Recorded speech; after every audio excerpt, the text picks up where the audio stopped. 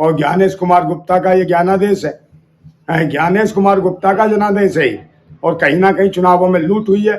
पहले नंबर तो आप ये बताओ कि बिहार की वोटर लिस्ट में जो गड़बड़ी करी गई, लाखों वोट गायब किए गए, 76 लाख के आसपास वोट गायब कर दिए गए और फिर 19 लाख वोट उसमें जोड़े और जोड़ने के बाद फिर महिलाओं में वो बंदरबांट पैसों का 10-10 हजार रुपया बांटा गया और उसके बाद बांटने के बाद 10-10 हजार रुपए बांटने के बाद क्या करा इन्होंने आप देख ही रहे हैं। बाकी तो इनके पास थी मशीन, ईवीएम मशीन से लूटा गया पूरा का पूरा चुनाव। और कहीं ना कहीं वोट कौन देगा भाई?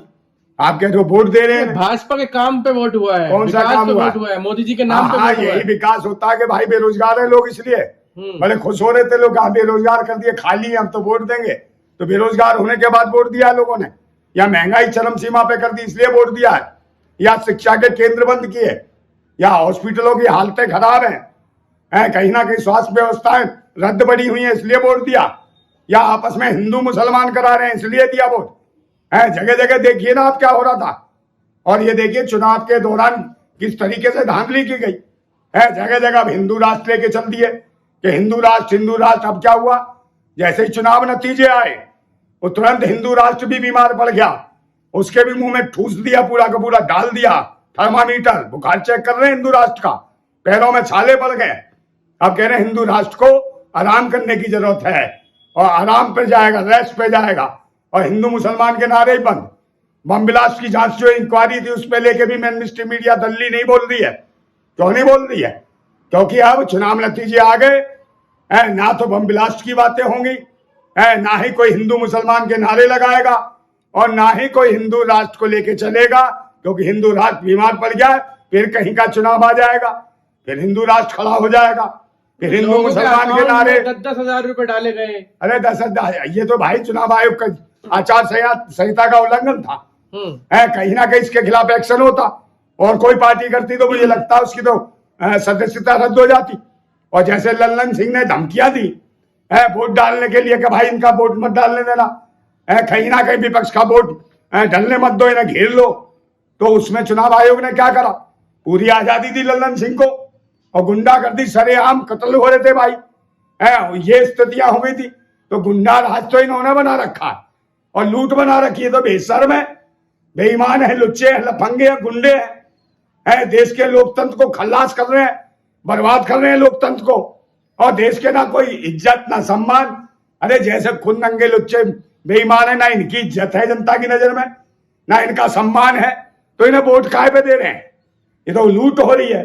सारे के सारे लुच्चे लफंगे गुंडे बलात्कारी व्यभिचारी बेईमान सबके सब उसी टाइप के लोग। भाजपा जीत की क्या ज्ञानेश कुमार शुभकामनाएं देने जीत? अरे भाई वो तो शुभकामनाएं देने की क्या जरूरत है, उसका तो असली तो कीड़ा वही है।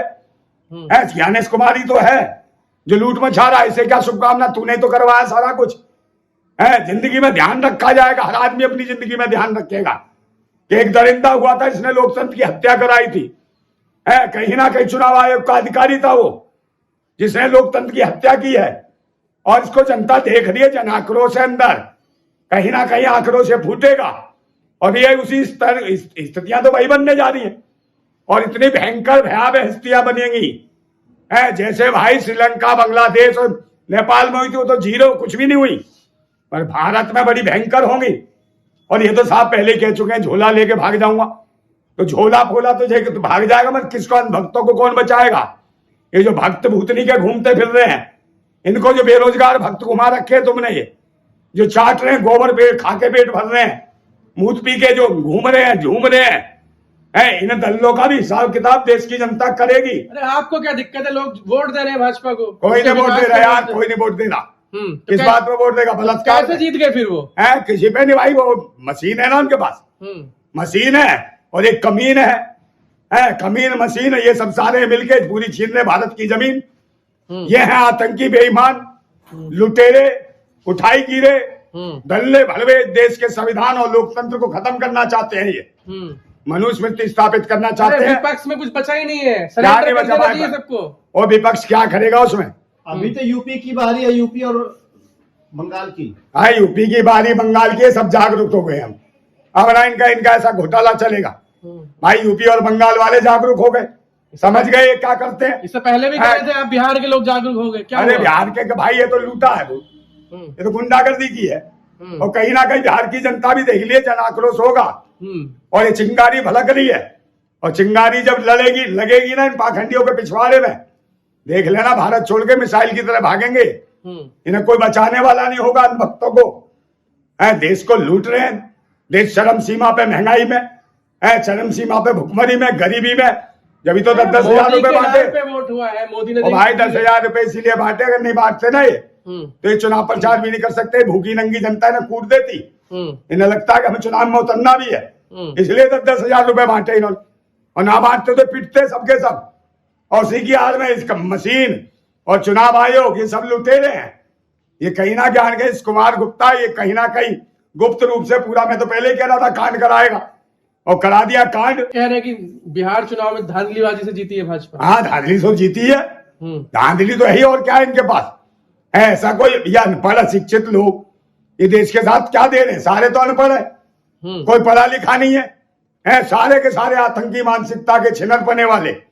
ना इनका कोई चरित्र है, ना चाल, ना चरित्र है, न्याय की उम्मीद नहीं इनसे। ये तो उठा ही गिरे हैं, समझे ना? अब मैं कह रहा हूं जितनी दुनिया भर की गालियां हैं वो भी कम पड़ जाती है इनको देने में। तो सबसे ज्यादा सीटें हैं, बिहार की जनता की जनादेश का आप अपमान कर रहे हैं। कौन सा भाई? ये जनादेश है, ये जनादेश है। ज्ञानेश कुमार गुप्ता का जनादेश ज्ञानदेश है, ये कोई जनादेश है? पूरे देश की जनता भाई जश्न मनाती है जब कहीं से कोई जीतता है चुनाव। लगता है बिहार की जनता ने कुछ किसी को वोट दिया, मगर सब जगह तो मातम सा बना हुआ, सारे चेहरे मायूस हैं। लोग सोच रहे कि यार ये कैसे आ गए, इनको तो वोट ही नहीं दिया। इनके पार्टी के खुद जो मंत्री थे वो बेचारे परेशान थे कि जीतेंगे कैसे। दूसरी पार्टी संबंध बना रहे थे कि भाई कैसे मिल जाए, पर स्थितियां देख लो उलट हो गई, क्योंकि चुनाव आयोग गद्दार निकला भारत का, बेईमान निकला। चुनाव आयोग का जो अधिकारी है ये बेईमान है, लुटेरा है, और सारे के सारे लुटेरे सब जमा हो गए हैं। जुडिशरी से लेके और सब में अधिकारी वर्ग जितने भी हैं, प्रशासन शासन में सब चोर घुसे हुए हैं और आरएसएस के लोग हैं। तो मैं फिर कह रहा हूं आरएसएस का मतलब ही वो है राष्ट्रीय शोषण संघ।